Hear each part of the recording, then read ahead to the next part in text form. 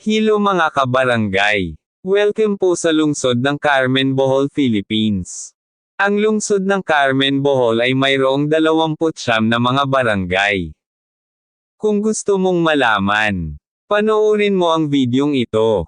Let's start! Barangay Alegria, Bicao, Buena Vista, Buenos Aires, Calatrava, El Progreso, El Salvador, Guadalupe, Katipunan, La Libertad, La Paz, La Salvacion, La Victoria, Matinao, Monte Hermoso, Monte Suerte, Monte Santing, Montevideo, Nueva Fuerza, Nueva Vida Este, Nueva Vida Norte, Nueva Vida Sur, Poblacion Norte, Poblacion Sur, Tamboan, Valle Hermoso, Villaflor, Villafuerte, Villacayo. Yan po lahat ang mga barangay nila.